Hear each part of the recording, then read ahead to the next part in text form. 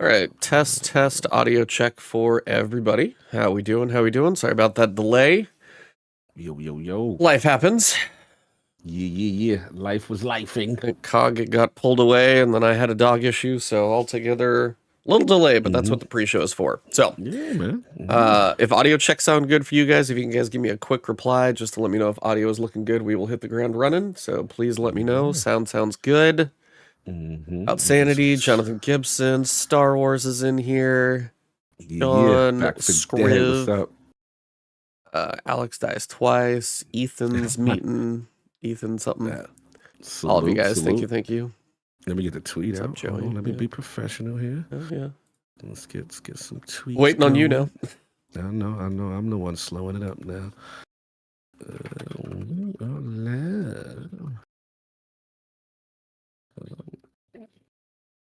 All right, and yeah, good to go. Tweet is out. I am good.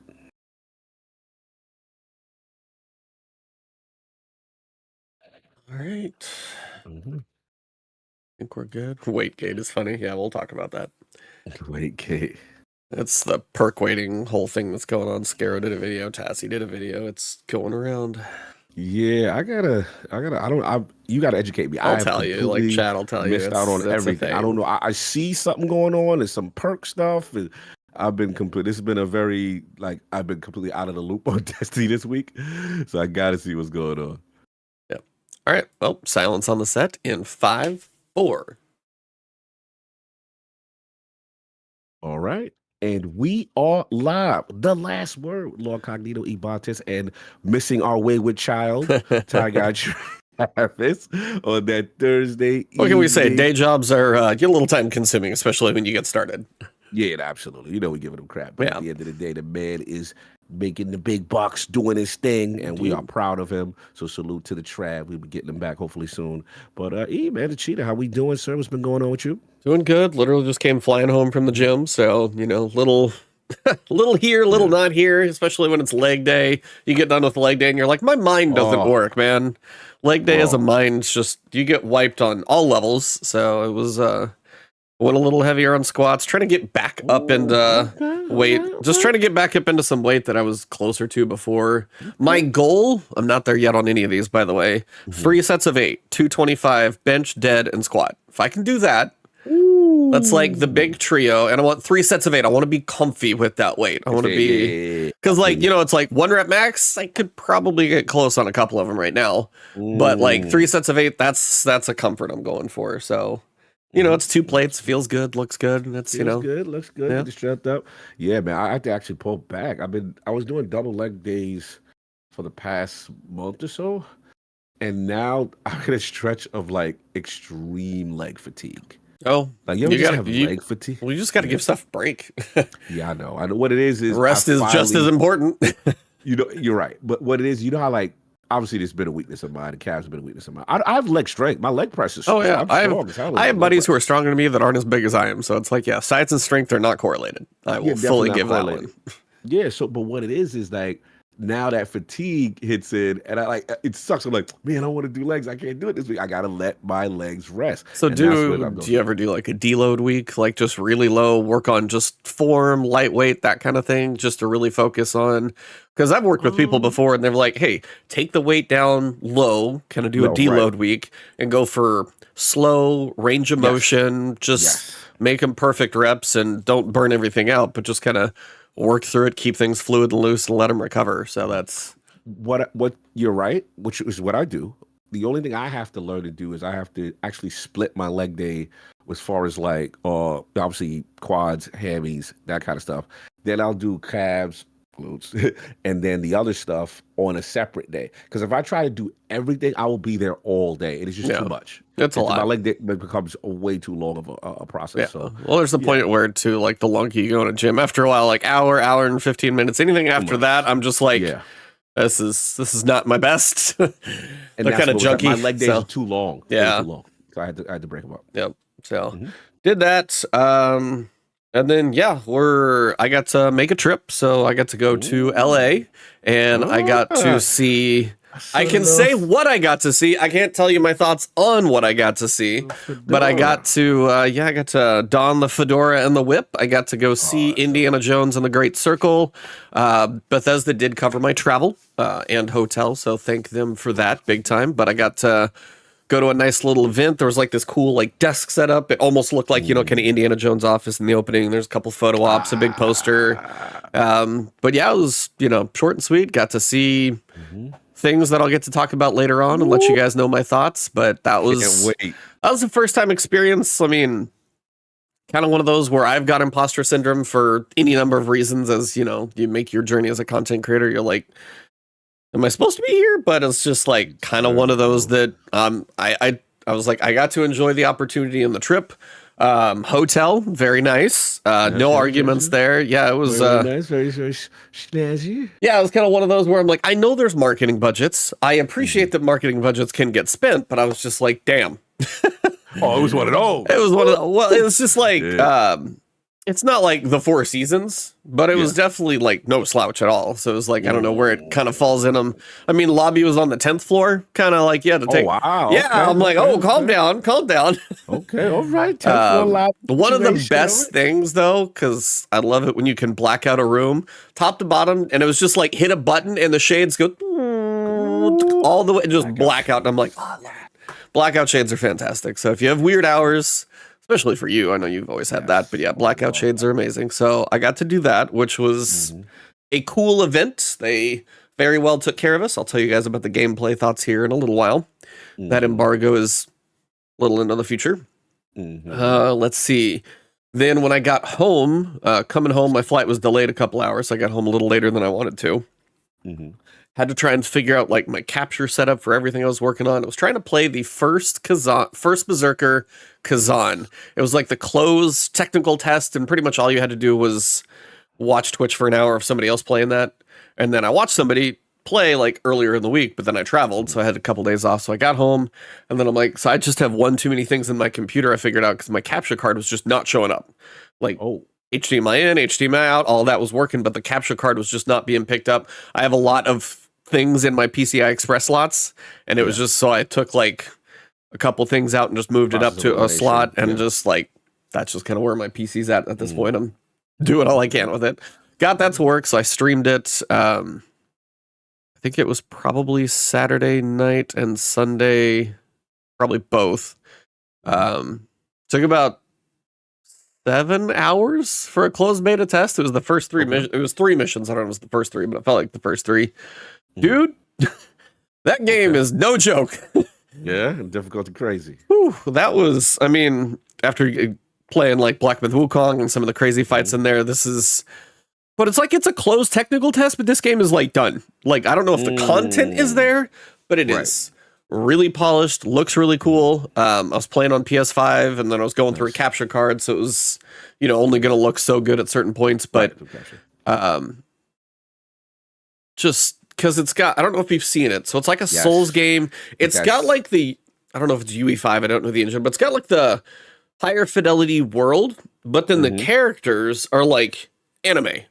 Yes. Or actually, I heard it's supposed to be called anime. I learned that recently by something. Oh, somebody was like, I love that art style. So fantastic art style. Combat is pretty legit. Like, it took me a little while to get the feel for it, but the boss fights, oh man, like hours on both of them. Like mission 2 and mission 3 boss fights, hours on both. And the closed beta test stopped at 2 a.m. Monday morning for me. And I was like trying to have a reasonable, like, I was like, okay, so I got to the boss on mission 2, and somebody who's in my stream when I was doing that was like, hey, this is like the hardest guy, you're going to be here for a long time. Right. Took some time on him, went to sleep, came back to it later on Sunday night, because I think I did it Saturday night and Sunday night, and I was like, okay, so I got like however many hours I've got. Surely I'll be able to beat him, I'm fresh. He took a little while, and then all of mission 3 is just about as long as mission 2. I was like, oh god, I'm not going to finish. I get to the final boss, and he's got a health bar. Last time it was half a health bar, and then you went to phase 2. This guy has a whole health bar, and I'm getting closer to finishing the health bar. Closer to finish. I'm like, finally getting to the end of the health bar. I'm like, he's going to have a second phase, isn't he? Had a freaking second phase, and it was just insanity. The middle of the second phase, the whole arena goes dark, and you could... Ow. Poked yourself. He was that crazy. He went dark. He knocked himself out. Nope. Well, yeah. First Kazan, baby. That's the effects, baby. That's what it does to you. No, but he only had. Yeah, I was a little too excited there. You could only follow him by his eyes in the arena. There was like little ambient light. Everything pitch black out, and you can follow the whites of his eyes. That's it. As you're trying to follow this, like, yes, some Halloween type joint. I kind of like that energy though. That's kind of fire. I like that. Anyway, so like crazy boss fights, like really having to learn the parries and everything. Like that just shot up my list for whenever that's coming. Sometime in 25. Second phase, you got to go back to the first. Oh yeah. See, that's why I don't play them type games. But I ain't need. But that's kind of the thing. It's like I got better and better and better at the first phase, and then I got to the point where I nearly flawless the first phase. So I got that part, and then I'm like, okay, now we're working on the second. And it was just like, and I was like, I need to go to bed. I'm still working on getting my better sleep schedule. I need to go to bed. And then I'm sitting here, it's like 12:30, 12:45, 1:30. I beat it with like 13 minutes to go. Server was going down in like 13 minutes, and I finally beat it. Finally beat that. It was like 1:45 in the morning or something like that when I finally finished it. So that was pretty cool. Then yesterday I was playing Eternal Strands. That's the one from Yellow Brick Games. It's Mike Laidlaw. Okay, yeah. And that kind of adventure game. So I'm part of the Yellow Brick Games, like just creator group. So I've got access to it before, like all the creators have access and can stream it, but it's not like public yet.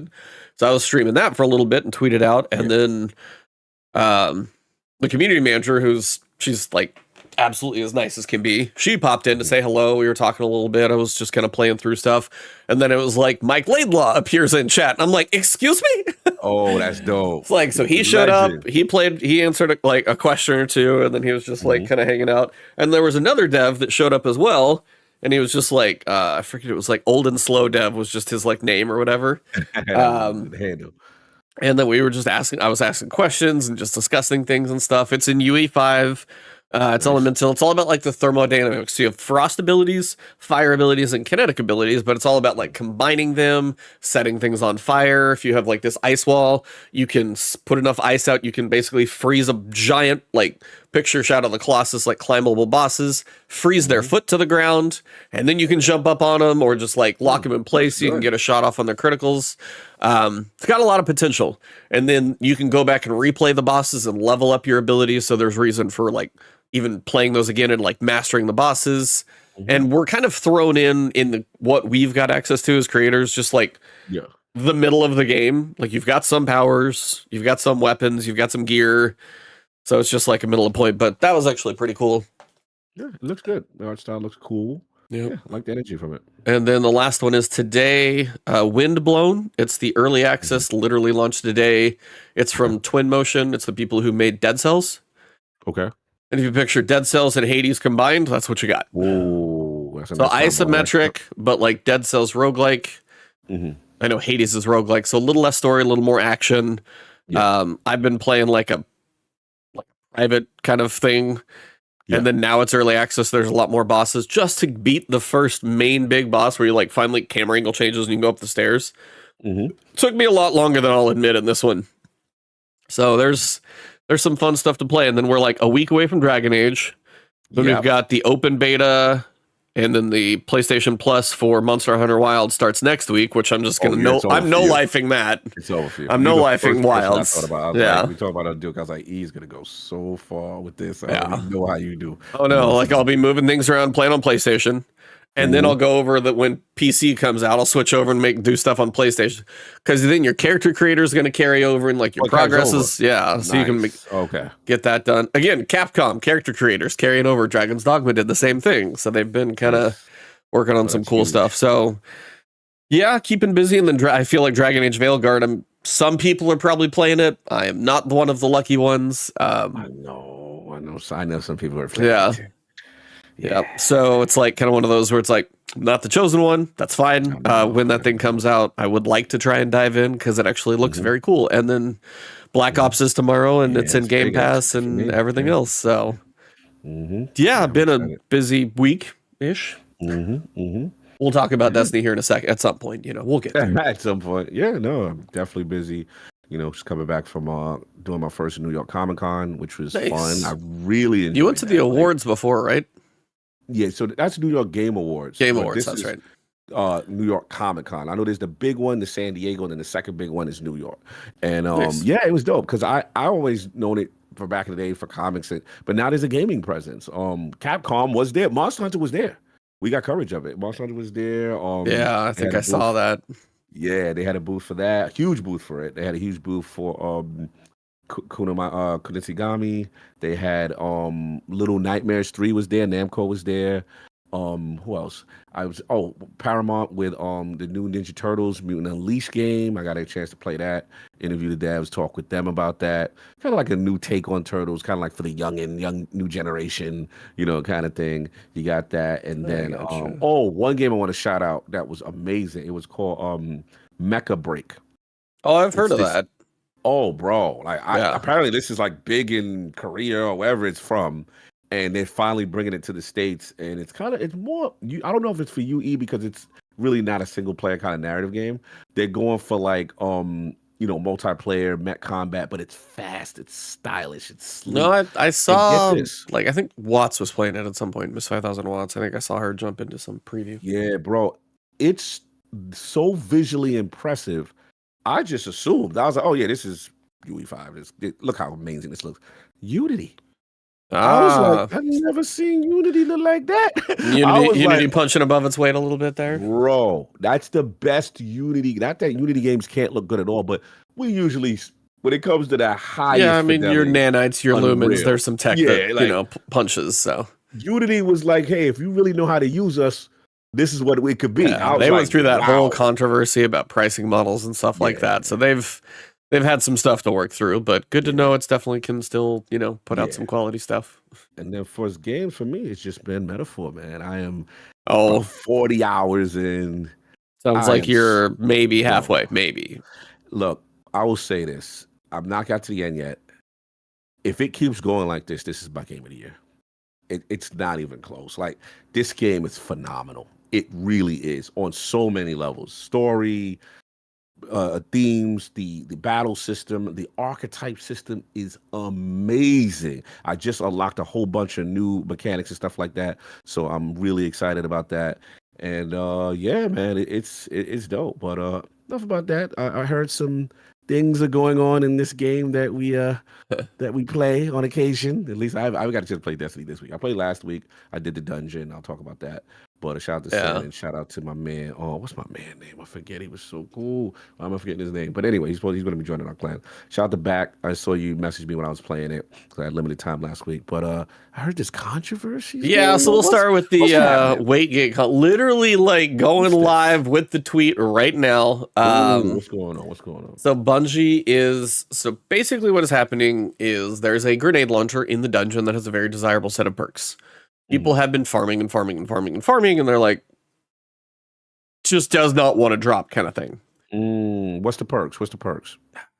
Envious Arsenal, and then can't remember if it's a bait and switch. Yeah, bait and switch. On the grid, the Stasis new launcher? Yep. Okay, yeah, everybody want that. Okay, yep, so what's everybody going on? So everybody's farming. They're saying no one's getting the roles that they want. Everyone's kind of yep. Okay. So you're gonna have to go with me on a journey of like. Okay, let's get it. Fun. Let's get it.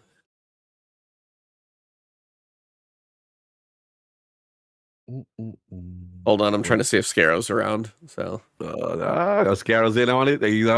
Scarrow's got a stake in the fight. Destiny. Oh man. Let's see. Now. Because he gonna have things to say. That would be funny if we could get a. There is controversies. In case he wants to join, I'm gonna probably cover this a little deeper in case he wants to pop in. So what's going on? The gist is a lot of people are really trying to get Envious Arsenal and bait and switch. Yeah. But depending on the perk combination, certain things are easier to get than others. So say like I got a cascade point in bait and switch. Okay. But by all of this statistical stuff, that's much easier to get than say Envious Arsenal and bait and switch. So the way it works is, when you look at light.gg, you got the third column, you got the fourth column. Correct. third column, Envious Assassin, is the second one down. Mm-hmm. And you have to think of the other side like a scrolling wheel, where you know, if it's like 1, 2, 3 notches away, that's like the farthest it would be, and everything else would be like 1, 2 left or 1, 2 to the right.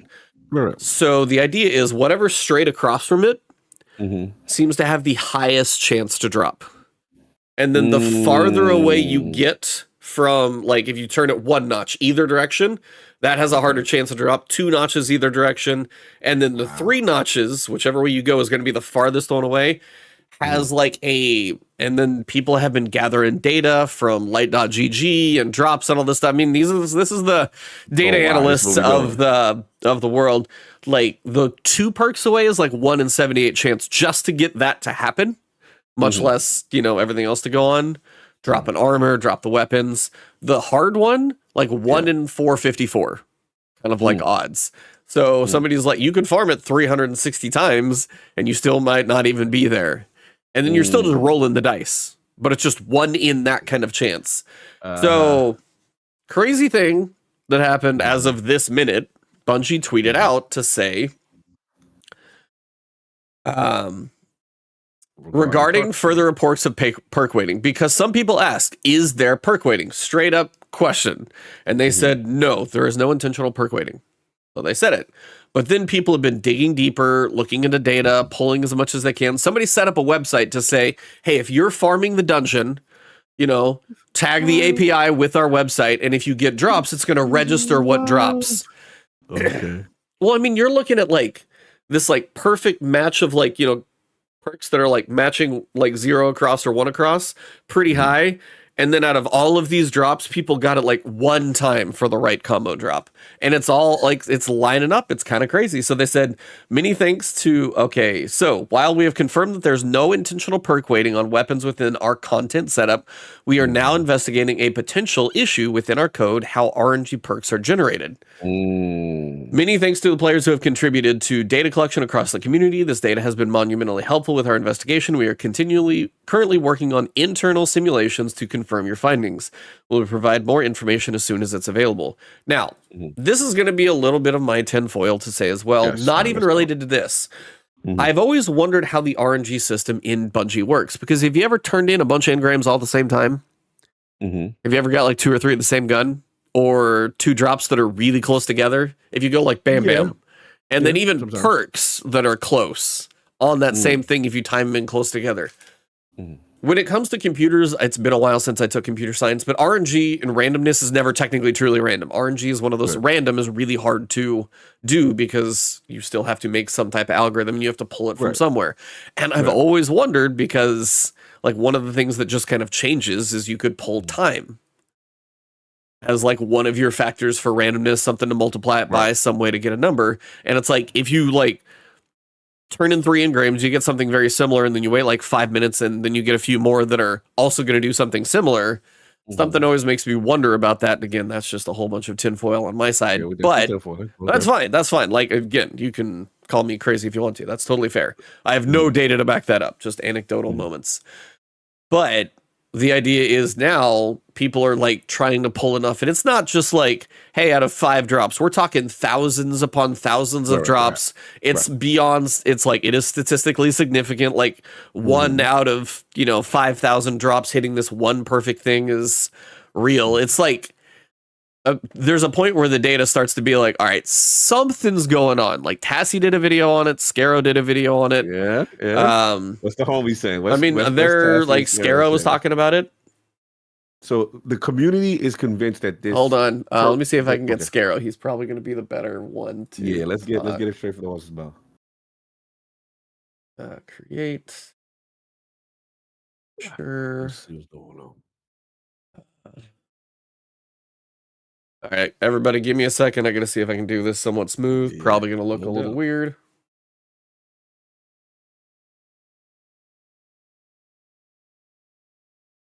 Pause. Right now, I'm trying to get them all into the call, so give me a second.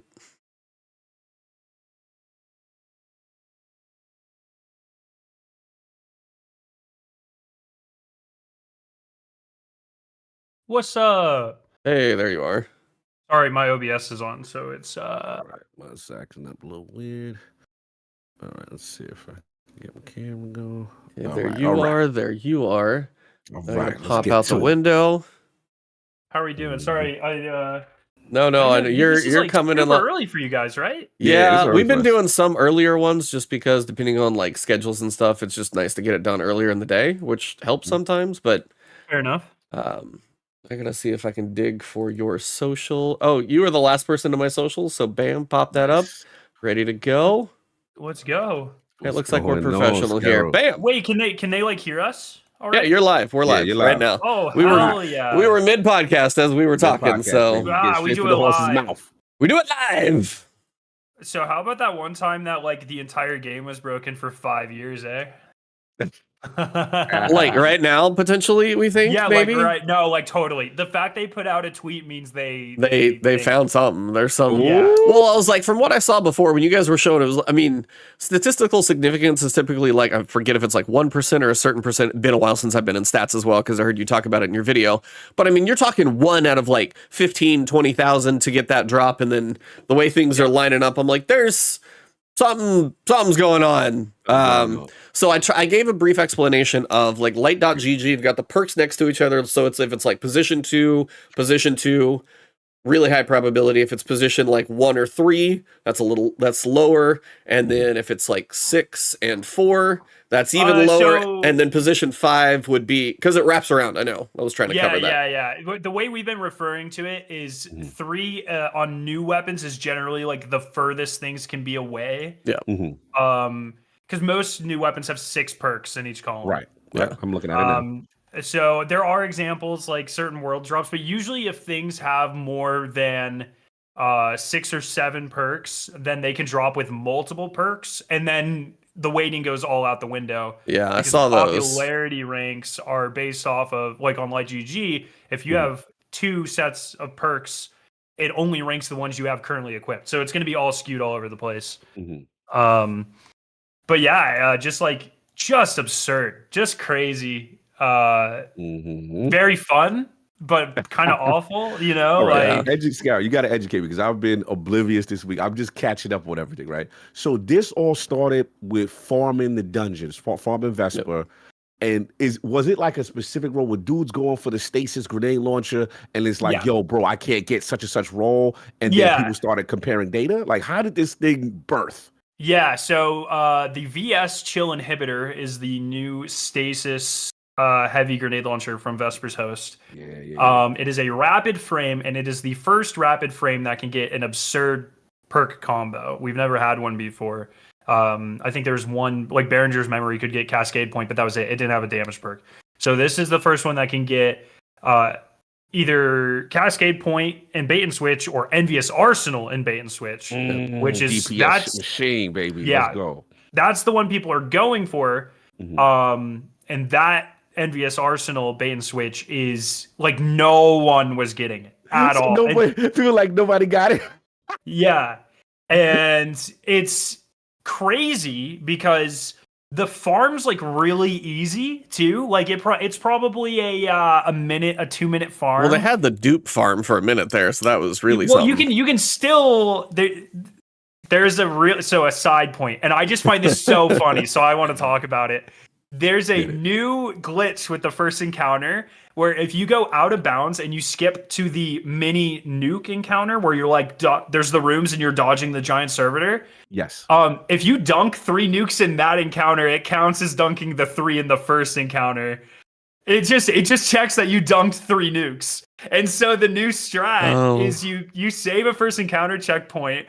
You have someone out to that mini encounter and do it, and it takes like a minute. And it's so funny. Man. It's just like, that's like the most Bungie thing ever. I love it. Yeah, this game's been around too long. People know how to break it pretty well. So I'm looking at it again, just to clarify and educate me, who's completely oblivious. I'm looking at it right now. I'm on like GG. So Envious Arsenal, it's like 1, 2, 3, 4, 5 down, right? So based on the proximity, go the other way. Go the okay. It's the shortest number to reach the perk, either going up or down. Yeah. Up or down.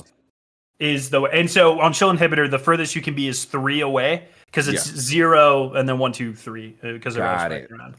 And because of the way a bait and switch is positioned, that's where the theory started to take shape, because people are like, hey, anything in that far proximity, we're not getting this combination. And I don't know if the theory was even there. They were just started collecting, because the perk weighting came out first. Okay. And then I think people started to collect data, and then that's where you have it's like a chart. So you put all the perks up here for one, all of them over here, and see where they match. And it was in the middle, everything basically that's one off to each other. That was like really high probability. And then the farther you got, crazy. What's insane is this chart started to happen, but Vendetta and his chat came up with this theory before anyone graphed it like that. Oh, really? Like he just thought that's the rate. And I read that tweet. And I was like, what the hell are they talking about? Yeah. And then Neo started to graph it. Yep. And it supported this theory. And it blew my mind. Scientific theory, hypothesis, data collection, analysis. Yeah. Science, baby. And like if you were to look at my day one raid team, our chat, because we play together all the time, like for the last 4 days, it's been us just just so heated in argument, because mostly me, like I'm especially because of my background, I'm very opinionated when it comes to this sort of thing. And I'm sorry, hold on, Scarrow has opinions. Scarrow opinions. Yes. and I have a very specific way I like things to be tested. And I think the strongest theories are ones that hold up to criticism. And so like I've been trying to poke holes in this shit for days. I've just been like, and like I have a friend Wobby, he's been like pulling, he's like, oh, this tracks all the way back to the beginning of the game, and I'm like, no, this is nonsense. And I'll go and I'll make some of those charts, and I'll be like, no, it clearly doesn't work for like weapons before this time, and it does for this. And it is just so interesting, and it's been a lot of fun. And so yesterday I was finally like, screw it, I'm gonna make the video, because I'm convinced enough that this could be a thing. And then it just was like, boom. It's just... I loved yesterday when Tassie was like, oh, look, I got the thing everybody wanted. And then somebody was like, that's the easy one to get. And he's like, what? And then Scarrow replies, you apparently didn't watch the video. You did not watch the video. Yep. Yeah. Let's go. It's so funny, because if you think about like the farms that people have been really going for there's certain roles that I haven't even gone back and looked, but if you remember, like the Eager Edge farming thing was such a big thing. Oh yeah. I don't even know if that's a separate version of that weapon. I don't even know if you can go in like GG and see how far the perks are from each other. Maybe actually I can check, but like all those types of moments where you're like, certain things are just damn near impossible, and then now this seems to give a little bit of actual validity to those moments. If something was like, hey, for whatever reason, this some combinations over time could have been just close enough that they didn't suck too much, but there were certain ones now, if you find them in that perfect range of 3 perks apart in the API, and then again, the API is just pulling from Bungie's systems, that's where they're getting it from. So if they're seeing this specific repeated thing over and over, it starts to be something that looks to get, need some checking into. And now if the Destiny team is like, all right, one of two things, they could have either said, and they did. They said no intentional perk weighting on weapons is within our content setup. So they're not saying, hey, this one's only going to be a 5%. We know these combinations are a little harder to get. We'll make this even lower. They didn't do that. But however, the way things are coded, and I was actually saying this before you got here, and I was going to ask you the same thing. Have you ever... It's like I said this before. A random is really hard to do in the world of computers. It is. It's like I have heard that a ton. It is very true. Life. Like, I mean, I did a little computer science like long ago, and it's like random is random, but you still have to do it with regards to something. Like random is just built off of the system. True randomness is almost impossible to do in computers. And I wanted to ask you if this ever happened to you, because Cog thought I was crazy. Have you ever turned in a lot of engrams really close together, and then had them be almost like very similar to the same thing or something like that? I think a similar example is like the amount of times I've been farming something with a teammate and we get the exact same roll, like runs after runs after runs. And it's like, we had a theory a couple years ago that it was like time based, and it was just like I said the same thing. I swear it's like one of the things you're pulling your random you're just trying to get randomness out of somewhere, and one of the factors they could use is literally the time of either the server or your PC, and if you pull that into factor your randomness equation that multiplies it out, however, time's one of those things that's going to be changing all the time. So it's like if you do things really close together, odds are you might do something like that. So that's kind of where I was wondering if you were in the same weird tinfoil. I know it's all kind of BS. Yeah, we've had different theories over. Well, I don't really care how they do it, but things like this, I've been really fascinated with the whole community response to this, and I've been, I'm like, this is definitely something that needs to be fixed. I'm team grind. I don't like crafting, but this is too much. Like things should be dropping as advertised, and that sort of thing.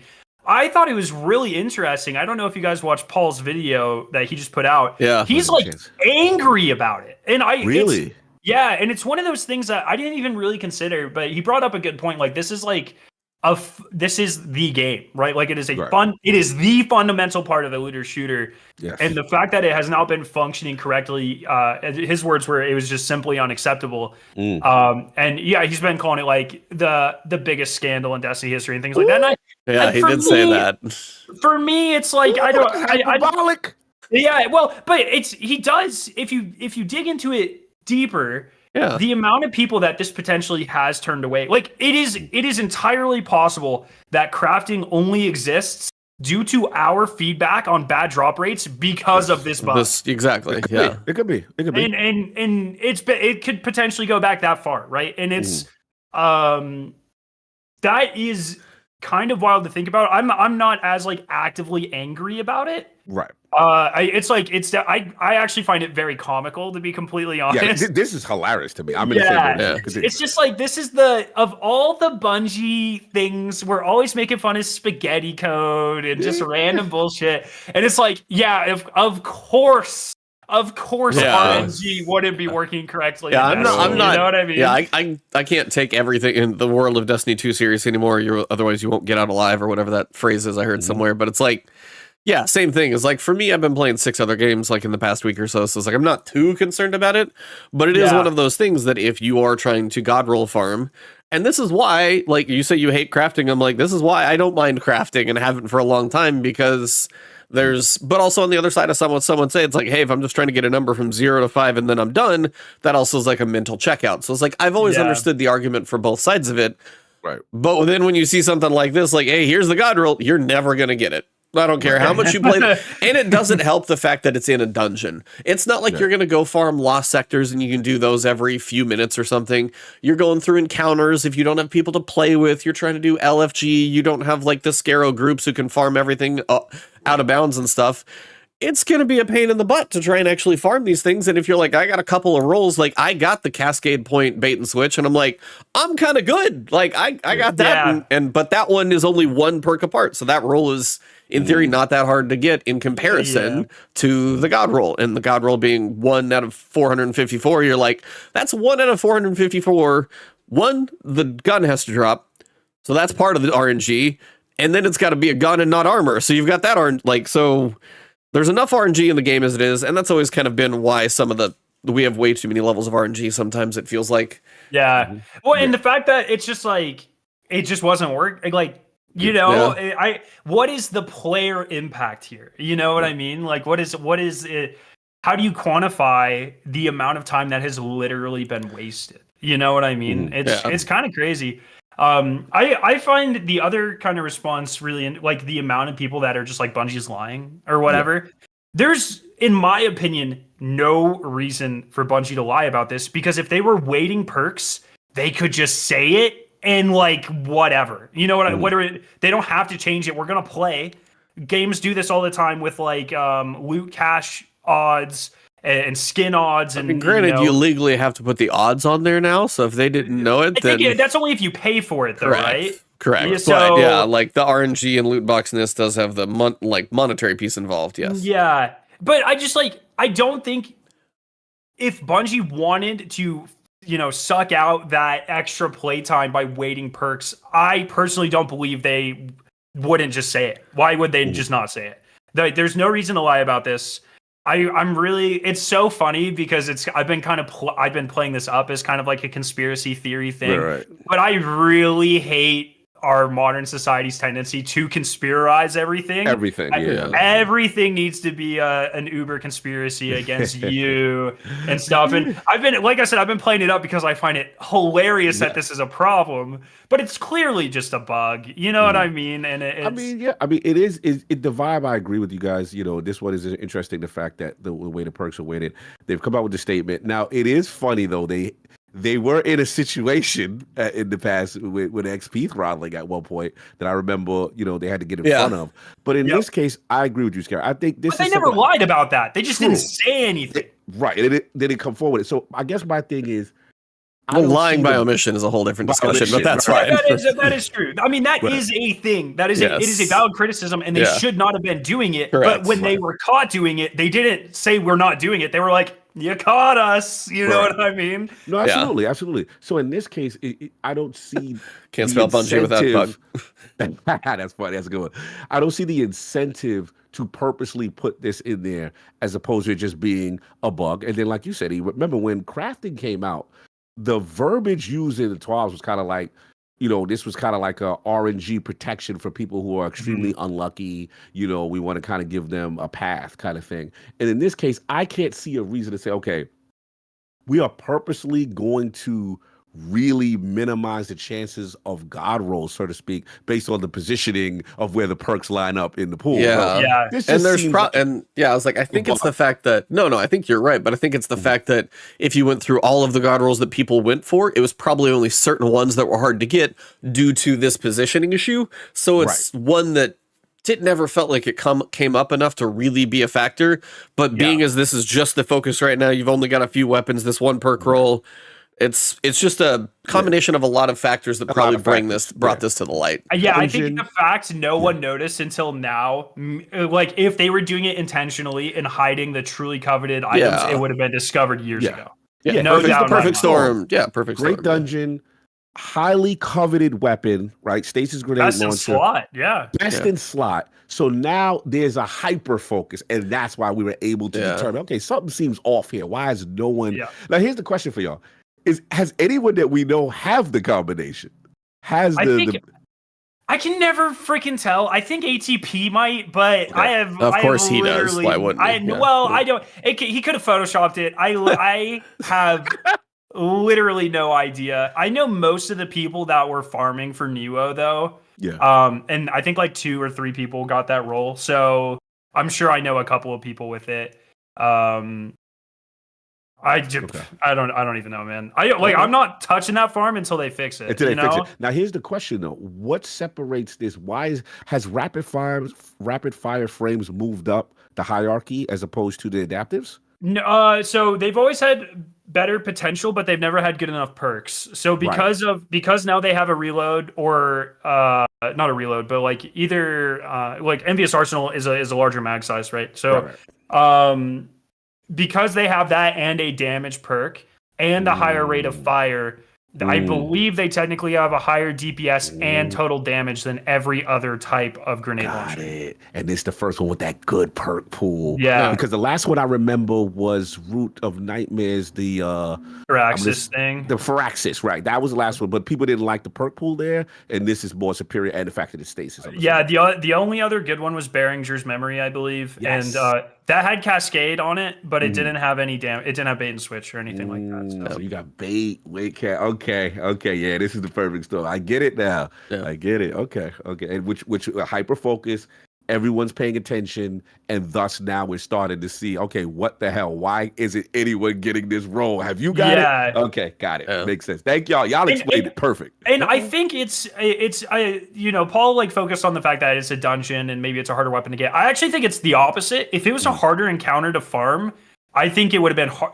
It's the fact that you can complete the encounter so fast. And we were getting so many data points that allowed us to get this. That's exactly it. You nailed it. You found some statistical anomaly and be like, there's something here. But it's just like, it's awesome in like the original meaning of the word, where it's just like, What? Yeah. Just unbelievable. It's like if part of their equation somehow pulls things in certain places, and it could be something weird where like it's going to go pull the data from the API and like the number of digits that it has to look through the memory that it's sitting in. That's part of the equation for the randomness. And it's like some like weirdest crap probably that they're going to have to like, there's going to be some fun stuff. I'm sure whoever's doing that technical investigation, but did you see the Warframe? My friend sent me a Warframe had a similar problem, I guess, at one point. Really? And there's a visualization tweet here. I'll put this in this channel that we're in currently. So you can see there's 3 sections there. Yep. The first one on the left is what it looks like if it's bugged and like their drop rate, their RNG generator is static. Yeah. The second one is what was happening in the actual Warframe. Yeah. RNG. So you've still got a pattern, but not quite as easily noticeable. But that's the one that was like they thought was completely RNG. That's where we are in Destiny. That feels like that. Yeah, that's probably Destiny. Yeah. And then then Warframe, I guess, adjusted their RNG, and now it's the far right one. Gotcha. And so we are in. If you guys want to see this image, I'll put it in chat. Yeah, put it in chat. I'm not a huge computer the programming nerd person, but if it is as hard to randomize as everyone that is way more knowledgeable on the subject says, then I would not be surprised if this sort of thing affects like every looter shooter to some degree. It's just like, just go look up how to make random in like computing, and you'll figure out that it's not an easy thing to do. It's just super interesting. Yeah, the only time I ever do anything like that is like if I'm giving a giveaway on Excel, and I'm just like F7, F7, F7, F7. random, yeah. Yeah, so I love it. Well, that we'll have to wait and see what Bungie's investigation comes to. Obviously, if you're thinking about farming, now's probably not the best time until we know. Yeah, I was gonna get back in there too. But since we haven't actually talked about the dungeon yet, and Scaro's here, I just kind of wanted to get your guys' thoughts about the dungeon. We had last week off, so we actually haven't dove in. So where's Travis, by the way? Travis is busy in the day job, I think, today. So he got a brand new job, so he's kind of just mile a minute kind of situation for him. Yeah, fair enough.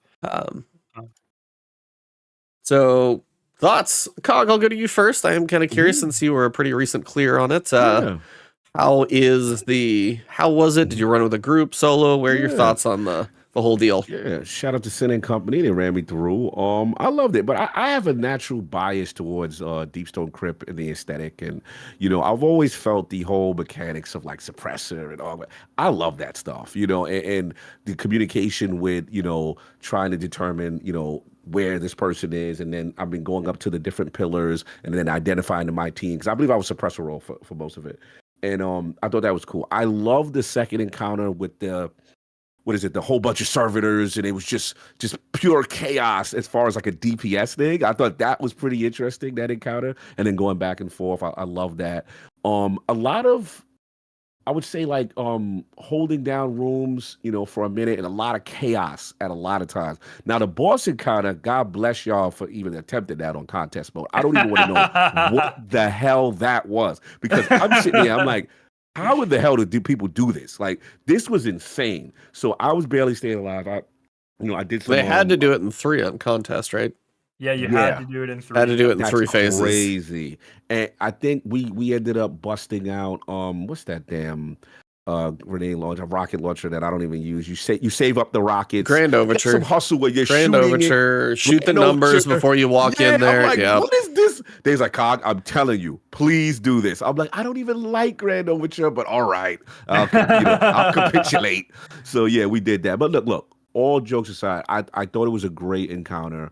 Look, A-Track's coming back, okay, but I thought it was cool. I thought, everything else about it was cool. I didn't get a chance to research the deep lore about the facility, but it felt like an offshoot Clovis Bray facility for really effed up experiments kind of thing. So, I will definitely try to, watch a bite video and see what's going on. But overall, I did like it. I thought it was fun. And I'm just curious about how you guys felt about it, especially doing, both contest mode and then obviously whatever. And of course, unfortunately, my RNG sucked, bro. I got nothing but armor. That whole thing, I was pissed. Yes, I've been on those rolls. Yeah. I was like, bro, come on, Bungie, don't do me like that. But I'm curious how you guys felt about it. Number 2 guests are Scaro. I know you've had a lot of experience in there. So how was contest, solo, whatever? You've done all of it, I think, at this point. I'm officially done with the dungeon. I'm gonna make my. I'm done with Vesper's host video sometime. I don't know. Zombies comes out tonight, tomorrow, so my hands are gonna be full, but we'll see. Yeah, man, what a phenomenal experience. I don't know, like dungeons are they're usually like a day of content for me, maybe 2. Okay. It's usually not a lot. It's like I'll go in, I'll do all the triumphs day 1, and then on the second or third day I'll do solo flawless, and then I usually never touch a dungeon again. Contest mode was an unbelievably welcome addition to this. I thought it was going to be a joke. Me and my team, we did not prepare mentally at all. I figured it would be done. I figured I'd be able to jump in sooner. It still took 5-6 hours. I forget. This was raid like. For raids, we usually have like a week of prep where we meet every couple of days and we're talking about builds and new things for the season and stuff. For this, we didn't do that. We just hopped in. Holy, what a mistake! We got absolutely rolled. We completed it before any of the cheeses were found. So we were bouncing around like idiots, using anarchy and stuff. It was crazy. Man, what a phenomenal experience day 1. And then I immediately hopped in with a couple of my friends, and we solved a lot of the initial puzzles. Yeah. So we were some of the first to do the class items, the armor focusing, pretty much all of that. Yeah. Which was very cool. And then the big community puzzle was found kind of the day after, I guess. And my community was a big part of that too. We didn't end up getting the final solve. I don't know if the team that did it, if they were, in our discussions or whatever. I don't really know, or if they did it all themselves or whatever. But that entire thing was amazing. Like, what a great. Can you give like a short summary of what the puzzle involved? I know it's very detailed, but I've heard some of the discussions on it are pretty lengthy, but it's like, to solve it, I heard you were asking for like computer science people. Yeah, I know like the faces of the servitors when you're getting the code, that's based on binary. So I'm sure it was getting into a little of that. So the final catalyst progression chest puzzle is what I was calling kind of a community puzzle. It's very similar to like Imbaru. It's like a bigger Imbaru engine. But essentially you walk in and there's 4 machines and there's an operator buff. And each machine, you have to figure out, we found out you had to figure out like what mini game they were. And it's kind of hard to explain that, but each one had the lights that would light up when you hit a win condition. And the entire puzzle would reset if you lost a mini game, essentially. And so through a lot of trial and error, you had to kind of suss out what each of the mini games were. And so like the top left machine was a tic-tac-toe mini game. The top right machine was kind of like a snake, like the old snake on your phone where you have to eat the dot. It's kind of like that in a very simple way. The bottom left was rock, paper, scissors. And the bottom right, which is what I was having trouble figuring out, was a logic puzzle using computer logic. So it was an AND gate, an OR gate, and a XOR gate, or an XOR. I don't know what it's called. And that, because I don't have a background in that, as we were kind of just discussing, I had no idea what was going on with that bottom right one. And so essentially what the puzzles became was you had to bounce between, and with each of the games, the only way to play them was with certain numbers, and you could only take or give numbers from machines to other machines. So there was no way to like make random numbers or anything. And so the entire puzzle was, hey, how do I simultaneously play all 4 of these games, taking and giving numbers between the 4 machines in a way that you hit all of the win conditions and you don't lose? Pretty complex, but really cool. So it ended up being, I mean, just a phenomenal puzzle. I think the lore implications are really big as well because you kind of unlock the AI's personality and her thoughts and stuff. It's very cool. I think it's gonna have very big. This is one thing I'm going to talk about in my video.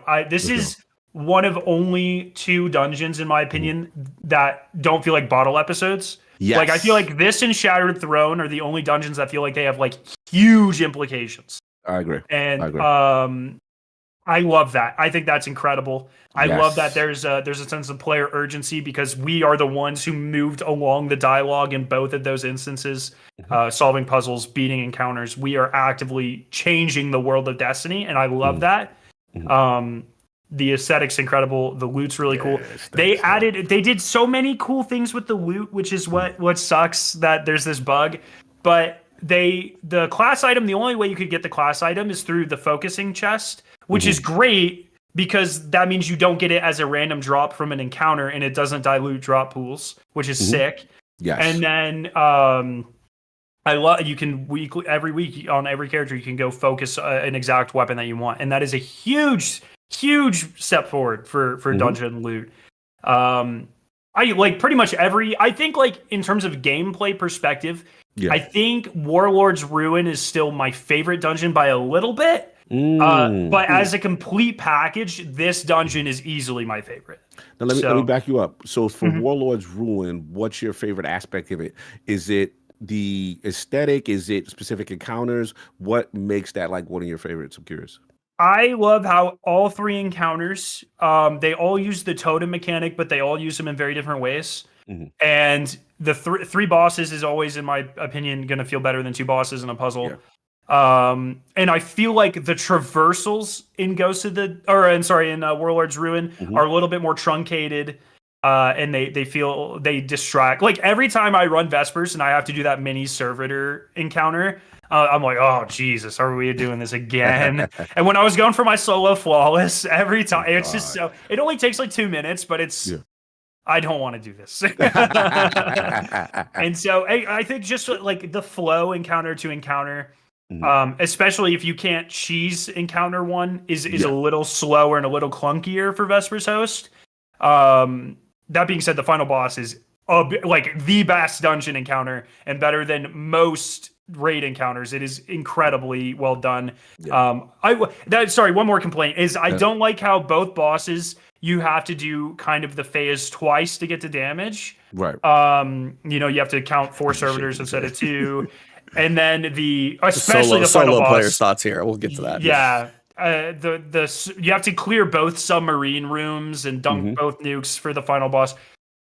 There's no reason to do that. I don't mind doing 4, 5, 6 damage phases, but don't make me spend 15 minutes to get to a damage phase. And that was my biggest complaint on Conquests too, because I love weird DPS strats and phases and stuff. But it was so hard to test new strategies because on Conquests it literally took you 15 minutes every time. And then sometimes you'd get up there and just bam, instant die to lightning, and it was just like, well, great use of 20 minutes of my life. And then you had res tokens, so you were instantly kind of screwed. I heard there was a glitch about the res tokens where some people could leave and join back and get their res tokens back. So that was a whole thing that some people were using on Conquests.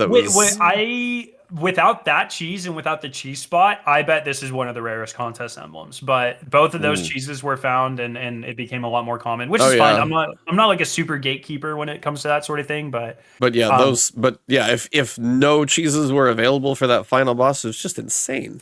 For me, I did contest on the first encounter solo, just kind of practicing, trying to learn the encounter, figure out what was going on. Wait, you beat it on Contest? No, I got through one phase. Oh, okay. I was like, as a 3-man team, we finished with 1 second. No, left. But then that was kind of the timer was tight. And that was the biggest thing. It was like, okay, so I'm not going to get this thing done in 6 minutes because I was like, that's a lot to do in 6 minutes. So first I was like, okay, blast the first brig so I can get the operator to show up, run that down there, and then I could come back and I could probably get it a little bit figured out. And then I was like, okay. And then I was like, come back, and then you have to kill the Brig again, so I have to wait till I get my super back and hope I'm doing enough damage.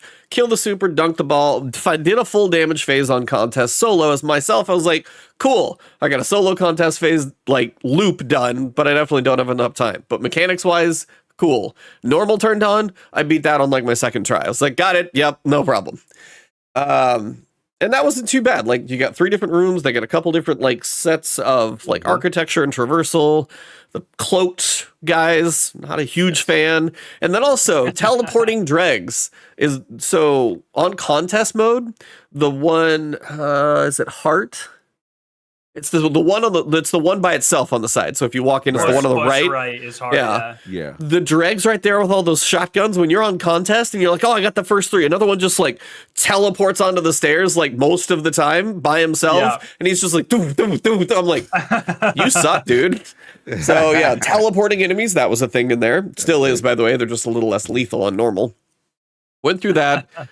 Then I got to the second part on normal, and okay, so we're like, okay, we're gonna go figure it out. We have the code, and I was trying not to look up too much stuff, like to try and somewhat naturally figure it out. And so got the code, and then you get 2 numbers. So I was trying to put the 2 numbers in. I was like, well, that's not working. Went up, got the second 2. I was like, okay, put the second 2 in. Then I was like, all right, went back up, got the first 2. I'm like, it must be L4. Did that, and then I saw how damage works. Now, how long, Cog, have I asked for a boss that you don't just sit there and shoot the one crit spot on the head?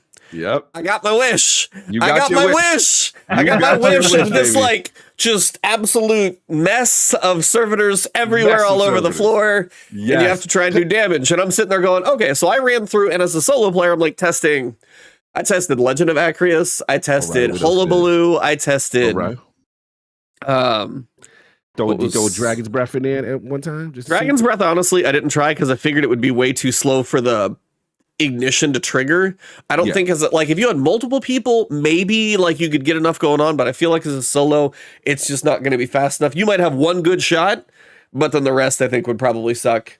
Prospector, and again, part of my attempts on like Prospector, what?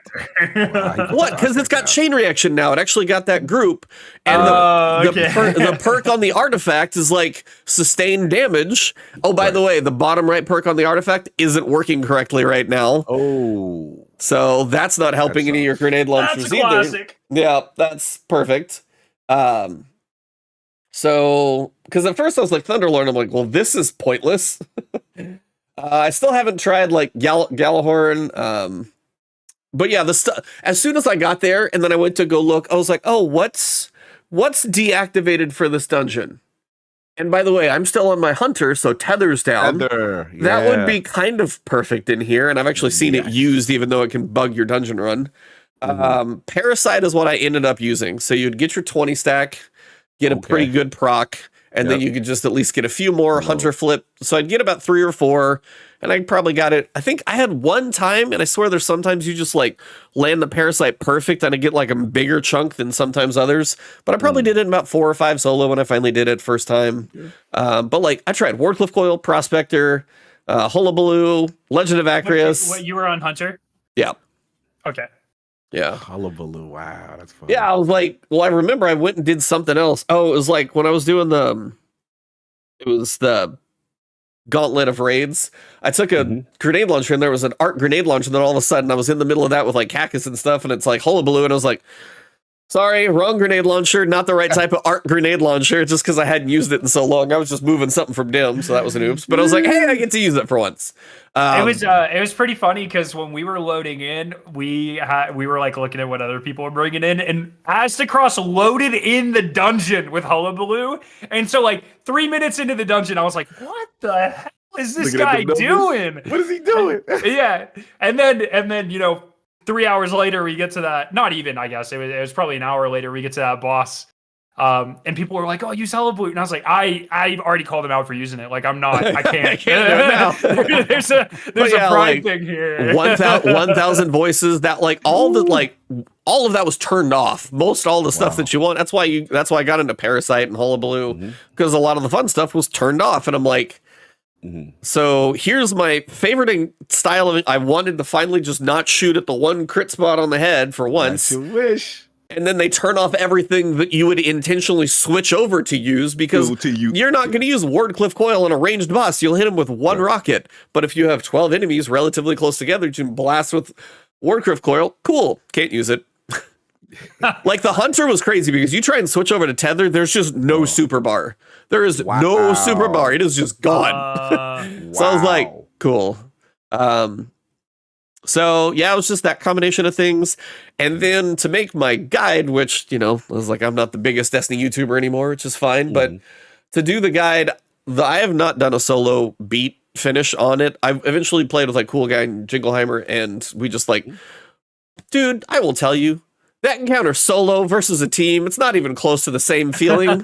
When you go through and you do that solo, because first you're, all right, I got to get the suppressor, I got to break those two. Okay, now I got to switch over to get scanners, so I run around the room while you're being fired at the entire time. You do all that, and then you turn around and go, you got to get your operator, shoot all the numbers, which you got to try and do, still not dying, and that's just phase one. And you're like, then you got to go down to the other room. And man, dude, those rooms as a solo player, there's nowhere to hide, and the dude doesn't miss. Yeah. One of the rooms, he's going to hit you in the feet, so I'm trying to stand on this like weird little kind of like science arm thing that's up there. And then the other room at least has got a barrier so you can kind of hide. It's like, and I got the mechanics down. I could do it. It's just there's a lot of ways to die. Then, as you said, you get to the damage phase and the whole floor is lava randomly. It's kind of hard to tell when it's coming. Yeah. I wish it was a different color, and I wish when it wasn't damaging you, it would get out of there faster. Yeah. Like if it hits and then leaves, cool. Like give me a good warm up, give me a different color, and then when the like lingering effects are gone, get that crap off the screen. Like I want better understanding of like what that phase is doing, so I know what's safe to touch. But I got through a full phase, but I also, my damage sucked because I just wanted to survive to like make the guide. And I've seen people, I saw Dado struggle through, like he was working on a 5 or 6 phase, and I'm just going, I don't want to do that right now. And I wanted to ask you this, Scarrow, kind of your thoughts, because I even saw one of the Raid and Dungeon Bungie guys on Twitter, and I was like, hey, can I ask you a question? He's like, maybe, I don't know if I can answer. And I asked him, I was like, is there a reason that there is not solo scaling in these dungeons?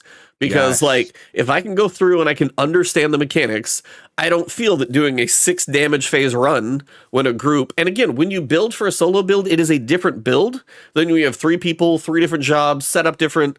You have to do it for survival. You have to build yourself in a different way, unless you're just like one of 3 players that I could probably mention. But like, is there a reason for that? And he basically had to be vague and was like, we've had lots of discussions about it, but unfortunately this is just the way it is. Like, he couldn't give me like a reasoning as to why, but he did say it's like, it has been talked about. And I wanted to kind of ask and see, because in my, again, tinfoil here, is in my head, if they're solo scaling, I don't know how they lock that instance, would be my wondering. Like, if you get a checkpoint, maybe you started as that or something. But I was like, I still feel like they probably could do that. Like, have a solo checkpoint. But I don't know if they don't want people to like join your game, and then it's even easier to farm.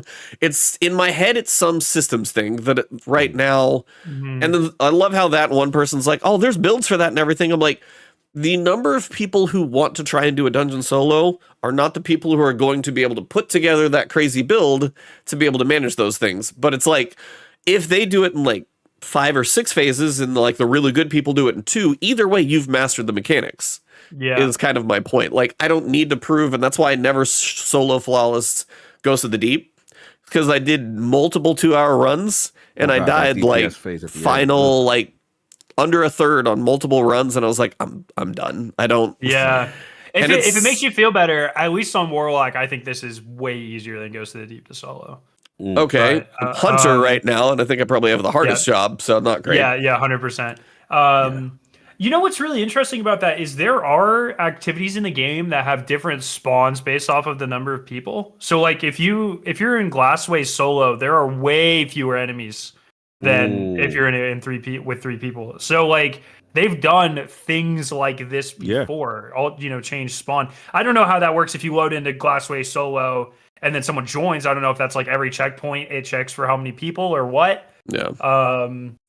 But it exists. They can do it. Yeah, and that's why I was like, I feel like the campaign, I feel like does solo scaling. When they do the legendary campaign, that feels different and almost sometimes better. So it's like some of it's in there, so why not do it in a dungeon? And for me, it's just, if you're not the elite optimal person, but you still feel like you can understand the mechanics, to not have to go through that many phases, I feel like that's not an unreasonable ask. So that's kind of why I was.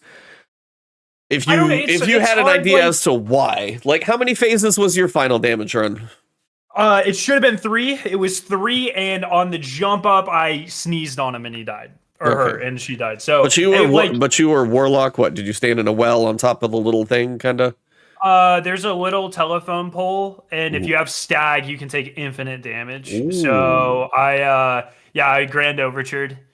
Should have been the easiest 3 phase of my life, but I didn't commit. So there's that. I struggle with this question because I think Ghost of the Deep was too much in terms of how much damage you had to do at the time. But like this one, like I don't know. I don't, because it's like, what is the level? What percentage of people do we want to be able, or does Bungie want to be able to complete? Okay, here's the question. Do you think this solo final boss is the same for all 3 classes? No, they never are.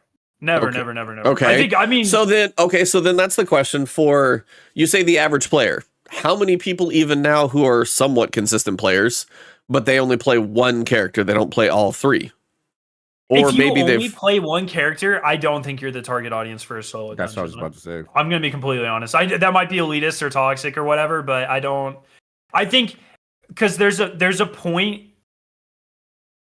You need a challenge like this. I think like it has been so ingrained that dungeons are a solo challenge now that if you stop doing that, I think it hurts more people than maybe benefit by being able to solo it when they couldn't previously do it. There's so many activities in this game that are built around solo players or the ability to solo or matchmaker or whatever. You know what I mean?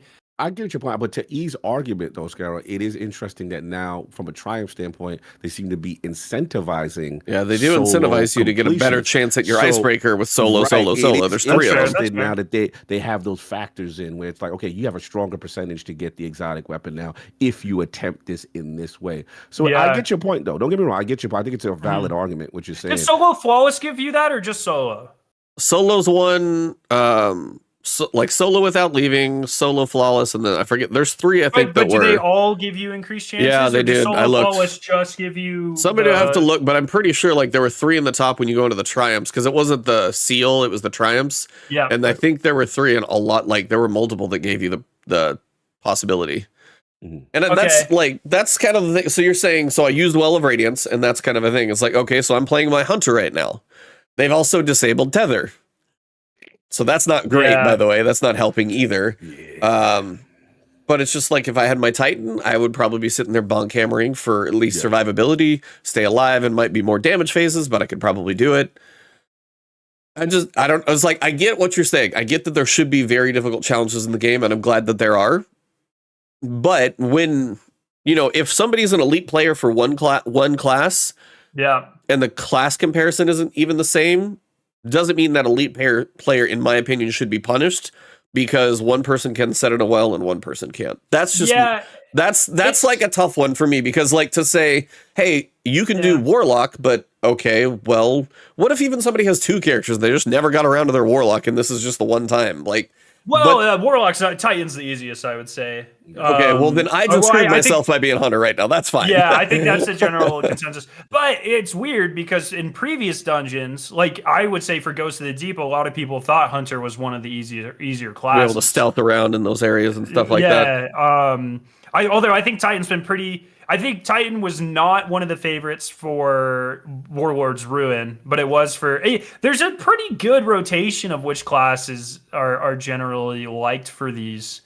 It's a hard question to answer. So I don't know. I don't know what Bungie's goal is. I don't mind it where it is right now. Personally, I would, like I said, my main complaint is not number of damage phases; it's the length of time to get to a damage phase. That's also the other piece that for me, yeah. And I would say that for Ghosts as well. Yeah. In fact, both of those for me were turnoffs. Yeah. So it's like as a solo player, when you're doing multiple mechanics, switching those switches out, and you got to do the one at the top, the 2 rooms, and then just everything going up. It's a lot, and then it's just a lot of time to have a flub. especially not even solo flawless, but much less a solo, but it's a lot of time to have a flub. So your build very much just has to be about survival, hence anything for healing, picking up orbs, that type of stuff. And currently when it comes to like Hunter, it's just for me a little bit harder. But either way, it is interesting that they couldn't really give a reason. So I guess my biggest question would be is like, I would just love to be part of the discussion as to what both sides on the Bungie side say, because they're coming at it from, they've got data, they've got, obviously their testers are going to have all the elite people in there, that type of stuff, who are probably showing that it can be doable type thing. So I would be curious to know the discussions, I guess. I just remembered that there's the legendary modifier literally does this. And I don't know why they couldn't just make like a lesser version of that for solo dungeons if they really wanted to. But legendary scales based off the number of people in your fire team for legendary campaigns. Avalon did it. A couple of the exotic missions, I don't remember all of them. Seraph Shield, I think, had a legendary version as well. So your damage phase was like 3+, and you were sitting in a well unobstructed just to sit there and wail on the boss for a while. So for you, if this dungeon sets up well for you, now what if they got rid of your telephone pole and they got rid of the glitch on the side by the wall? Probably would have been Titan and Melee'd with the throwing hammer. Or Strand. Okay, how many phases do you think it would have been then if you couldn't sit there? Well, okay, I can do the snazzy strat, so 2. But what was I think I saw him? Was he just doing the full like melee conflict, like the slams over and over? Is that the one I saw? He did a 2 slam. It's the grapple melee. Oh, that thing. It's the same tech that's existed for 2 years that Bungie hasn't fixed for whatever reason. I don't know. But like, so if you know how to do that, it makes anything in the game like incredibly easy. Yeah. So okay, fine. That doesn't exist. I was like, cheese is out of the way. What do you think? Yes. Like running around the arena like a normal player, no cheese spots in the arena. I'm just asking, like theoretical. Yeah. What do you think that would be for a good player? What's up, Enzo? 4 phase with Anarchy and either Lorelei Titan or a Hunter, I would say, if I had to guess. If you can find a good way to do like Anarchy Supremacy or Anarchy Lost Signal, even Lost Signal is really good because it gives you the debuff. It gives you because it's like an area. It's like a legendary Wither Horde, and it works with Breach and Clear or whatever Breach and Clear is called this season. And that's like I was using. Everyone's using that essentially. It's part of your damage rotations. Like, bust out Lost Signal. I was like, really? But it doesn't stack for more than one person. So if you have it's same thing with Wither Horde. It only the first one ticks and solar grenades and stuff. So I think you could if you go back to the Ghost of the Deep strats of like Xenophage or Anarchy or whatever, I think it's a 4 or 5 phase, I think. Okay. And that's kind of the point for outside of the cheeses and the elites and stuff. 4 or 5 phases it still feels like a bit much for most of the players doing it. So that's if it only took 5 minutes to get to a damage phase, I'd have no problem with it. Well, I mean, and that's the difference is like when you combine those and you're asking like any reasonable person who's not a crazy gamer or any parent or anything else. It's just like I think it's the concept of trying to do that many phases with the setup. Yeah. And unless you're an elite, it's going to be 5 or 6. Like if that was. Say it was 3 for like an average player, and for you when you did it might have been 1.5 to 2. You still have to do 2 full sets of loops, like, and you're staying alive. You're proving you can do it solo. I think like to me, I don't feel like the damage as like if you can just have like a really good player do 2 damage phases, and then maybe an average player is like 3 to 4. I feel like that's a good range because it doesn't need to be 5, 6, 7, 8 depending. And I feel like if you can go through a rotation more than once, whether it's 2, 3, or 4, you've proven that you've mastered the mechanics. You understand like the setup, and then it's just the survival part of it. And if you can stay alive, just the longer it goes, it's just the statistical odds. Somehow 4 shots are going to hit you at the same time, and it's just not going to be your day. So that's just where it's kind of tough. That's where I am. I had a couple pretty brutal deaths like towards the end of my runs, and it's the same thing. Like I would much rather a short, high skill gap thing for me. Because I am the type of person I can do whatever combination of buttons or strategies or whatever. I don't mind. But if I especially when I'm streaming, man, it is so easy for me to check out and just do something stupid and die in the blink of an eye. And that's rough. That is rough. So I'm totally with you on that. Like I have a much harder time doing something like stupidly easy on an hour and a half time scale than like the most brutally difficult thing in the game on a 3-minute time scale. Yeah.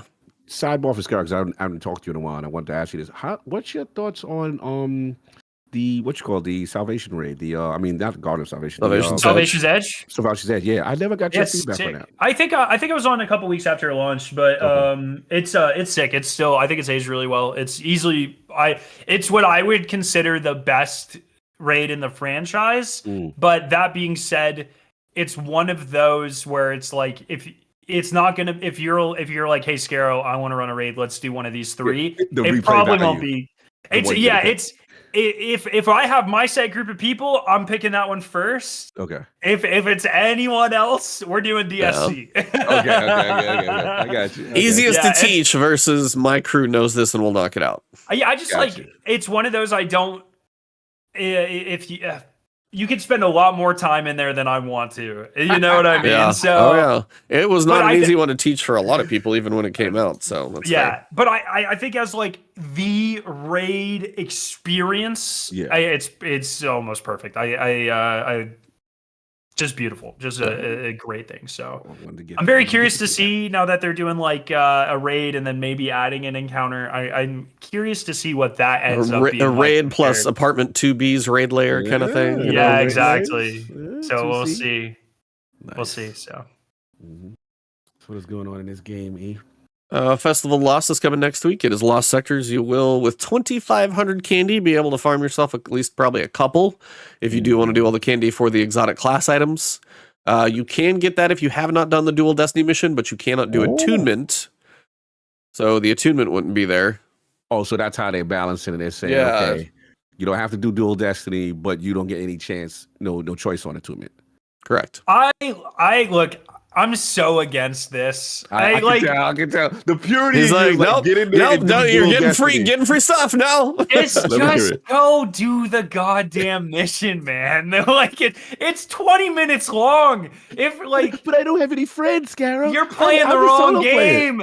Like I don't know, man. I truly try to limit my like elitist stuff. Yes. Okay, maybe that's a little bit of an exaggeration. I try to limit it a little bit, and it's I just have no 0.5% of the Destiny player base or 1% or whatever. I believe has like crippling social anxiety, and they have an excuse. The rest of these people, dude, just go learn, man. We were doing 10, 12-minute runs. Not saying a thing, streaming each other's screens to each other in Discord when we were originally farming these roles. We would not say a word to each other for 4 or 5 hours, and we were hitting world record times, man. Okay, you can learn of someone else's existence. You can be, tangentially aware that there's someone else playing the game. You'll be fine. Just Jesus. So they went out, man. They went out. And if you can't deal with that, then you just don't get the loot. You know what I mean? I know. Can I say, for devil's advocate's sake, can I say one caveat to that? All right, let's go. Sure. Go ahead, solo guy. I've done it. Do you have phones? Yeah.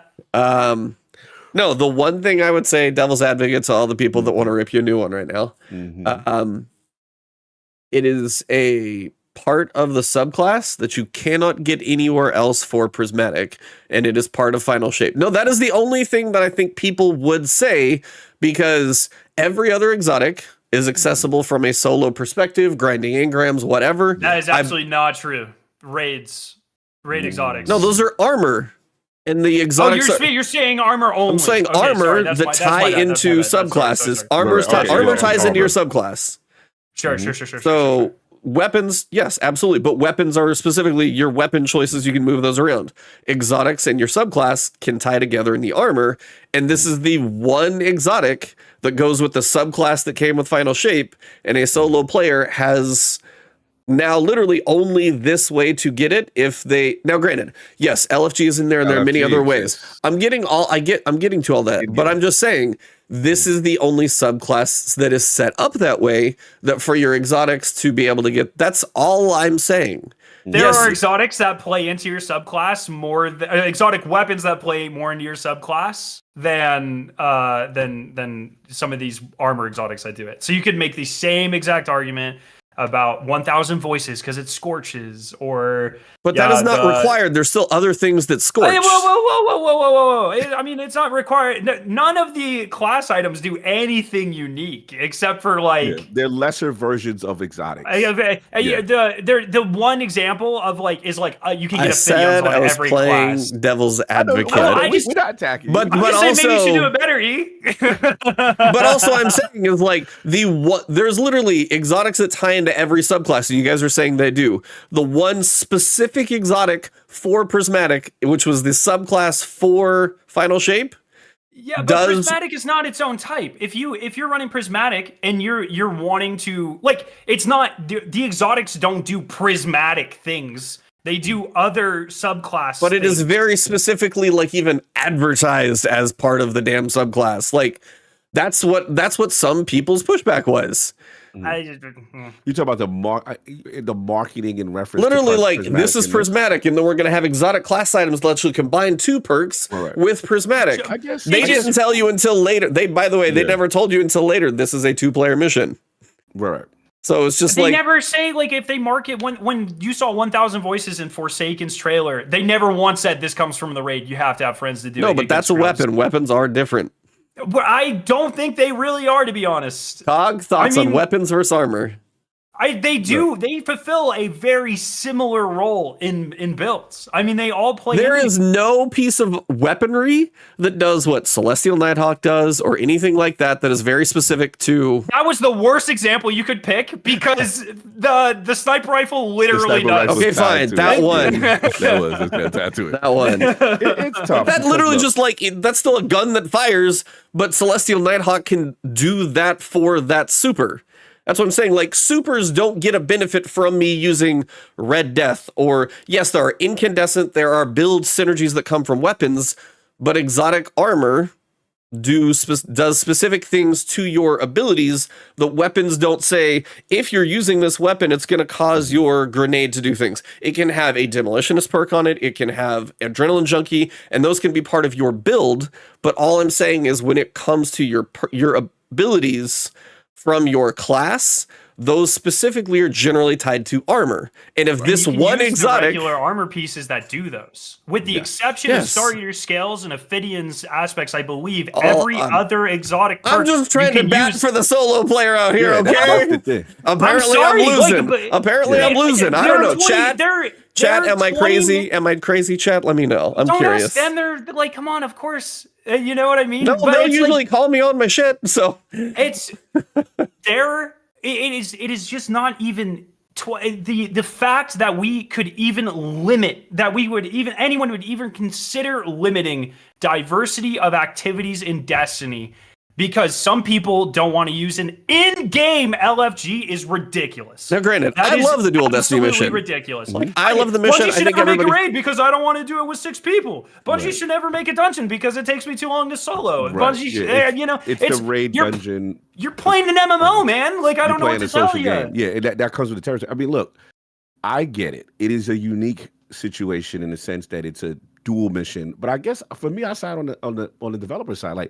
They've crafted this amazing content that we've never seen before, and it's so to me, it's now we're going to stifle the creativity of developers because we have a certain subset of gamers that say I don't even want to attempt that because that requires me to play with someone else in a looter shooter cooperative game. That part is a little tough to swallow. Now, I get the argument where people are okay, but I want more sources. Now, they give you more sources, but they just say, hey, just do it one time. One time. After you do it one time, I know. And it's not even efficient to do it more than one time. It's every other source is more efficient to farm these things. Mm-hmm. They don't even incentivize you to do it more than one time. It's just a one-time thing. And the thing and there are a lot of one of the most beautifully designed missions in the history. It's very cool, this is worth really the experience. Cool stuff. And the lore is amazing. All I was saying is from that player's perspective. Hold on, let me push back. Push back to the solo community. you have to get out of your bubble once to attempt something socially in a community-based game. It's the friend game. You have to at least attempt it. That's all I'm saying. Has Travis done Dual Destiny? Oh, I'm sure he did. I think I might have run it with him, actually. That guy is one of the most socially awkward people I've ever met. If he can do it, every single person in your chat can do it. Well, I would believe. No, I also would probably say that's not true because I've met a lot of socially awkward people, and he is not going to qualify. But all I'm saying is, I just was trying to say from that perspective. Yes, I thoroughly enjoyed the mission. Yes, you should go check out LFG. You should probably try and find some way to experience it. But it is a bit of an odd one when it is like your armor exotic for your new sub. It'd be like a Stasis exotic coming out, but you had to do an exotic mission that required 2 people to do it. Would that be weird? Or would that... Okay, I just conflict. To me, it's like I look at them the same. I know what you're saying as far as armor. In that particular case, yes, to the letter of the law, they've never done this with armor per se.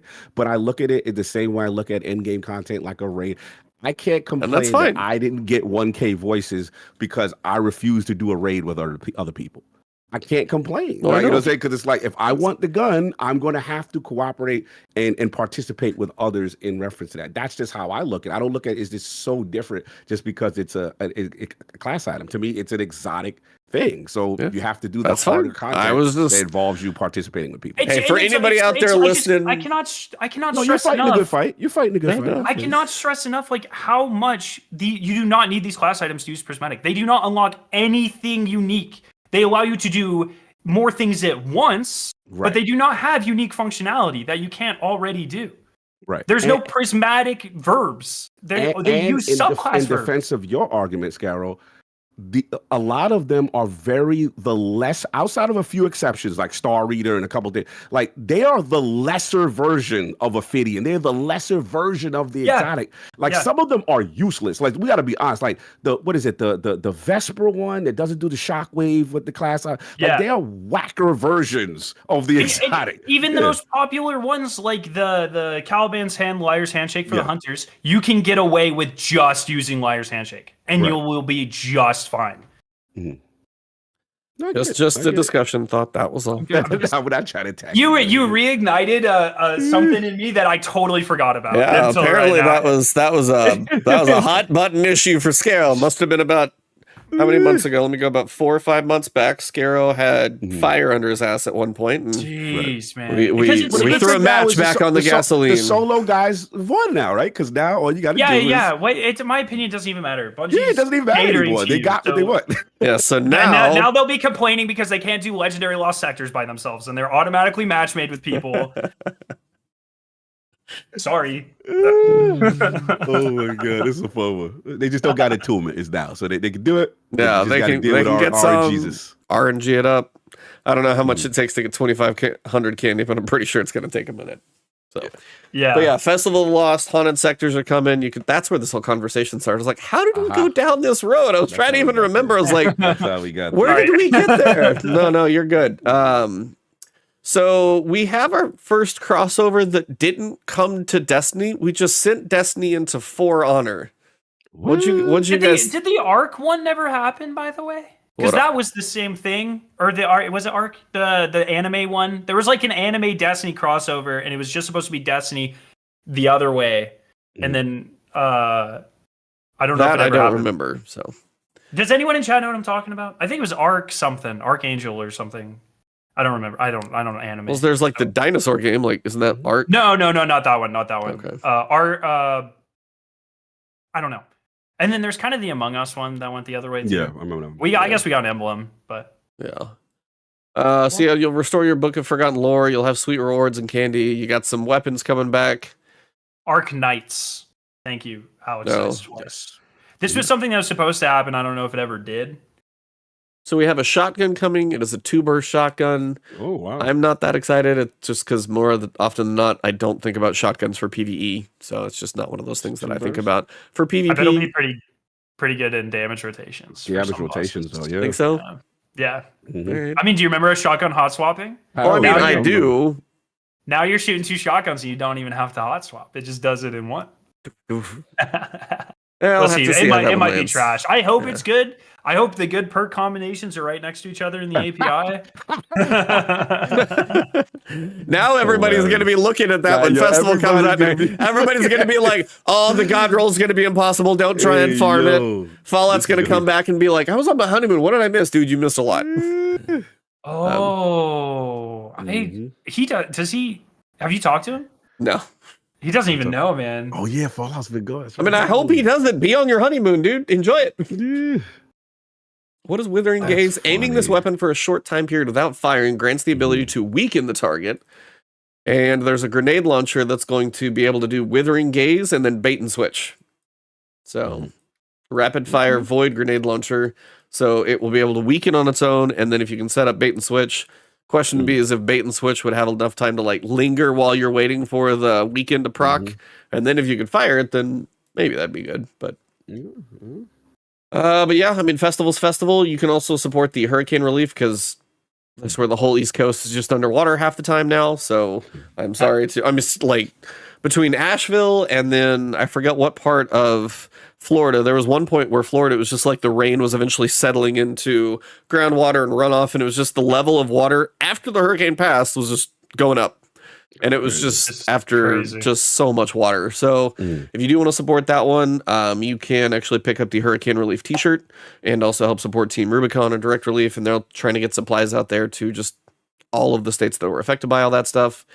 And then, you know, whenever the Destiny Rising kicks itself off into your cell phone, we will be over here playing like this and trying to... Did you get invited to that? Not yet. I asked to be, but did you? No, but I thought I was going to be, and then I wasn't. So we there. When I was invited to all the cooler things, though, sir. When I was, you are on Bungie's like elite list now, so you're good. We'll see. But when I was there for Marathon on the very final day, they wouldn't let us go through the main part of Bungie, and I was so confused why they were like shuttling us through the back hallways. And it's because they set up a huge presentation for Destiny Rising, and they didn't want us to learn like 3 days early or whatever. Right, about it. You already signed your life away on an NDA. I don't know why they wouldn't be like, hey, by the way, we're dropping a mobile game. Just don't say anything about it for like 3 days. You know. Like, I feel like that wouldn't be that hard. You already signed everything away. Like, they will sue you if you sneeze about anything, but yeah. So yeah, if it ever comes to PC, then maybe I'll play it. But if it's on my phone, I probably won't put too much time into it. What if you can like BlueStacks it or whatever that you like emulate it on your computer? Oh, I mean, I saw somebody say emulate. Yeah, if there's a good way to play it on PC, maybe. But again, depends. Am I playing like a mobile game with microtransactions, Diablo Immortaling my way into PC? Or would I rather be playing normal Destiny if I'm even into that at the moment, or something else? Then that's kind of the big question. So there's a lot for me. It's like I'm gonna try it out, but if there's even a hint of like gambling or anything like that, like have you ever heard of Genshin Impact? Because I'm pretty sure it's gonna function in a similar way. Yeah, and it's just like I can't lend my platform to something like that. You know what I mean? Like I mean, it's NetEase. It's going to be for the other side of the world. I mean, it's for the Asian audience, and they are generally okay with microtransactions kind of across. Those games are built for them because that pricing model seems to do totally fine, and not a lot of like, it's just a different world over there for whatever reason. Isn't it so weird? Because like, if I knew nothing about gaming culture, but I knew about like American society versus like, Eastern society, I would totally think like this sort of thing would appeal more to Americans. This is like the type of thing we do with everything. You know what I mean? Well, I mean, you've got sports betting on TV, you got Vegas and all this other stuff. Oh, I know, believe me. Exactly. But apparently for the Americans, the hot button is the gaming gambling, and we are not going to have it. Well, I wish we didn't have all the rest of this stuff either, to be fair. Like, I you know, I'm a big hockey guy, and now every commercial, every freaking thing that pops up on screen, gamble. It's like, just I'm so tired of FanDuel on NFL games. I'm just like, yeah, half the screen is FanDuel. The other half is the legal disclaimer about gambling that they have to put up there. And it's just like, guys, this is not the best, but there's where the money goes, capitalism follows. And that's kind of how that works in this country. So, yeah. Well, that's probably a good place to wrap it up. A little spicy conversation, nice discussion about the dungeon. Sorry, I got so heated about that. No, you good. It was just I forgot I cared so much. I forgot I cared. So that tells you how much you really care. You forgot you cared. Well, it was just one of those things that like most of those people stopped playing, so I forgot about it, and then now there's some good content, so they're back. And there you go. Here we are. Well, you definitely are doing a great job helping to continue to chaperone them into their way through the Destiny journey as they have a bumpy road to stick with this game. I don't know if you've ever seen my content, but I do the complete opposite end of it. I am end game triumph hunting. I do a lot of solo things, but if you don't want to search for a person for Dual Destiny, I'm gonna bet that you're not soloing Root of Nightmares. I'm just going to throw that out there. I could be wrong, but I don't think so. Maybe. You might be onto something, but fun episode. Thanks for popping in for the surprise visit. Always good. I saw you talking about all this stuff, and I was like, well, we're on the amateur status on it, so may as well perfect check in. Segue. But I was brought all the way up to speed. I was like, oh, this is fun. This is hilarious. It's so fun, man. When I was like going through it yesterday, I was having I had to keep checking myself. I was like, am I having a mental breakdown? Am I making this up? Am I forgetting the easiest statistics laws ever? Because I was so sure. I was like, there's no way this is true. It is. When I heard Vendetta, and he was like, it's based off of how far the perks are in the API. I was like, that sounds as tinfoil as anything could be. And then you see the data, and I'm like, damn, that really? I didn't know about T1's theory. If I would have heard the theory first, I would have probably been even more questionable. When I saw the data alone, I was like, they may be onto something. Yeah, they onto something. If you go last night, they added the Dawn weapons because you can focus them from failsafe really easily. And oh my god, dude, as soon as they added those, and everyone has 100 engrams. So they started getting all of this data immediately. And they are identical. It is insane. Perfect lines. Down to like half percentages identical. Yeah. Man. It's so crazy. That's something's going on. Yeah. Yep. What's going on? All right. Well, chat, you guys have been here for some fun. Scaro, good time seeing you around. Cognito. Thanks for having me. Oh, always welcome. And then, I think we'll just kind of wrap this episode here. Any quick outros for you guys, Scaro, where to find you, what you're doing? Still solving the world of polymer ideals, and also... working on sustainability for sure. But the more important thing is Zombies has 2 maps going live tomorrow with Black Ops 6. And I am world's first racing. I'm doing some stuff with G miners. G miners. I like that. And so we're trying to solve stuff, and then I'm also in Mr. Waffle's team. So later in the day we might be doing stuff together too. We'll see. But I'm going for those world's first babies. You know what I mean? Like that's what you like to do: puzzles and figure and mess around with things. Nice. I'm excited. Cog, anything cooking for you? Yeah, just excited. Black Ops, obviously. Apologies for the construction going on there if you hear that noise. All right.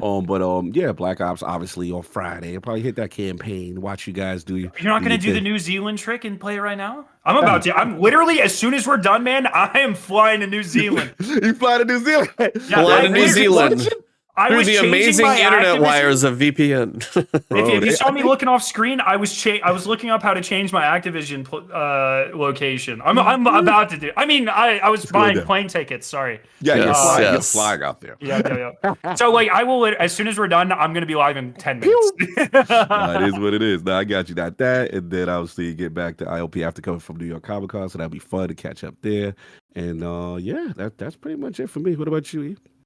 Probably going to stream Windblown just to kind of work on that a little bit online since the early... Basically, have you heard of Hades? Did you ever play Hades, by the way? Probably not. I know he told you about it.